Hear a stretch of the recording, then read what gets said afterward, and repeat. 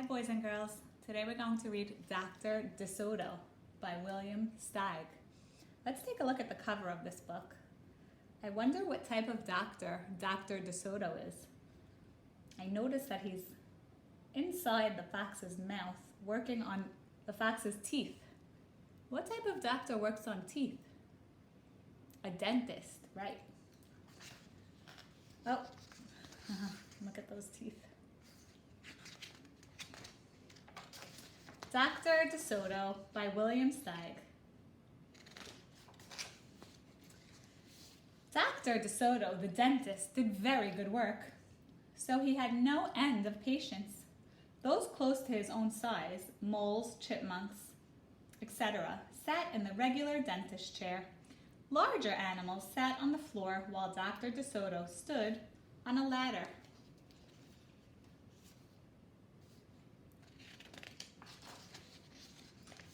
For extra large animals, he had a special room.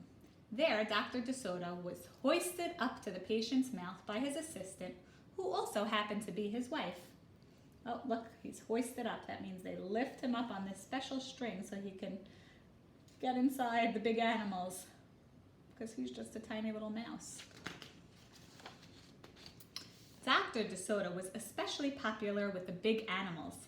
He was able to work inside their mouths wearing rubbers to keep his feet dry, and his fingers were so delicate and his drill so dainty they could hardly feel any pain. Oh, and here's his sign. It says, Dr. DeSoto Dentist, cats and other dangerous animals not accepted for treatment. Why do you think a cat is dangerous to a mouse? Yeah, a cat would probably want to eat the mouse. So they're not accepted. Being a mouse, he refused to treat animals dangerous to mice, and it said so on his sign. When the doorbell rang, he and his wife would look out the window. They wouldn't admit even the most timid-looking cat, so they wouldn't even let him in. One day when they looked out, they saw a well-dressed fox with a flannel bandage around his jaw. I cannot treat you, sir, Dr. DeSoto shouted. Sir, haven't you read my sign? Please, the fox wailed. Have mercy, I'm suffering. And he wept so bitterly it was pitiful to see. Just a moment, said Dr. DeSoto. That poor fox, he whispered to his wife. What shall we do? Let's risk it, said Mrs. DeSoto. She pressed the buzzer and let the fox in. I wonder what's going to happen. He was up the stairs in a flash. Bless your little hearts, he cried, falling to his knees. I beg you, do something. My tooth is killing me. Sit on the floor, sir, said Dr. DeSoto, and remove the bandage, please. Dr. DeSoto climbed up the ladder and bravely entered the fox's mouth. Ow, he gasped. The fox had a rotten bicuspid and unusually bad breath. This tooth will have to come out, Dr. DeSoto announced, but we can make you a new one. Just stop the pain, whimpered the fox, wiping some tears away.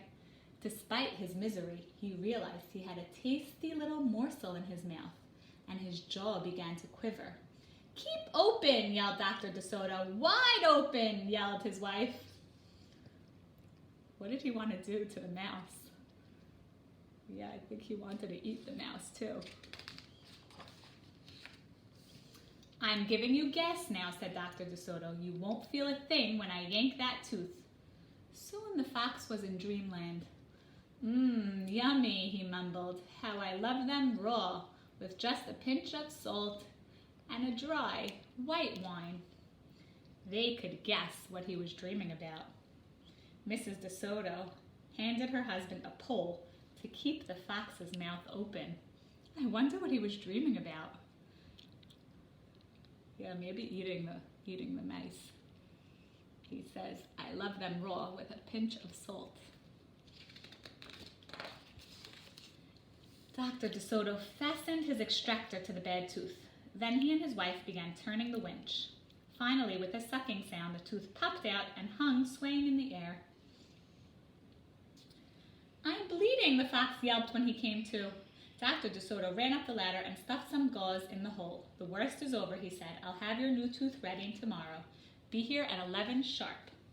The fox, still woozy, said goodbye and left. On his way home, he wondered if it would be shabby of him to eat the DeSotos when the job was done.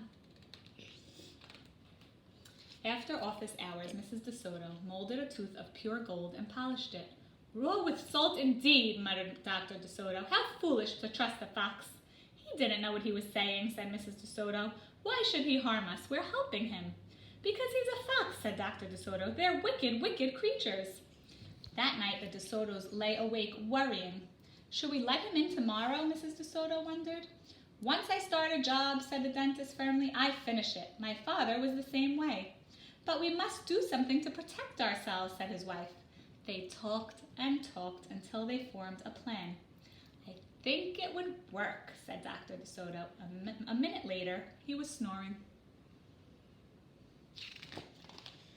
The next morning, promptly at 11, a very cheerful fox turned up. He was feeling not a particle of pain. When Dr. DeSoto got into his mouth, he snapped it shut for a moment, then opened wide and laughed. Just a joke, he chortled. Be serious, said the dentist sharply. We have work to do. His wife was lugging the heavy tooth up the ladder. Oh, I love it, exclaimed the fox. It's just beautiful. Dr. DeSoto set the gold tooth in its socket and hooked it up to the teeth on both sides. The fox caressed the new tooth with his tongue. My, it feels good, he thought. I really shouldn't eat them. On the other hand, how can I resist? We're not finished, said Dr. DeSoto, holding up a large jug. I have here a remarkable preparation developed only recently by my wife and me. With just one application, you can be rid of toothaches forever. How would you like to be the first one to receive this unique treatment? I certainly would, the fox declared. I'd be honored. He hated any kind of personal pain. You will never have to see us again, said Dr. DeSoto. No one will see you again, said the fox to himself. He had definitely made up his mind to eat them, with the help of his brand new tooth. Dr. DeSoto stepped into the fox's mouth with a bucket of secret formula and proceeded to paint each tooth. He hummed as he worked. Mrs. DeSoto stood by on the ladder, pointing out spots he had missed. The fox looked very happy. When the dentist was done, he stepped out. Now close your jaws tight, he said, and keep them closed for a full minute. The fox did as he was told. Then he tried to open his mouth. But his teeth were stuck together. Ah, excuse me, I should have mentioned, said Dr. DeSoto. You won't be able to open your mouth for a day or two. The secret formula must first permeate the dentine. But don't worry, no pain ever again. The fox was stunned. He stared at Dr. DeSoto, then at his wife. They smiled and waited. All he could do was say, Thank you very much, through his clenched teeth, and get up and leave. He tried to do so with dignity. Then he stumbled down the stairs in a daze. Dr. DeSoto and his assistant had outfoxed the fox. They kissed each other and took the rest of the day off. The end.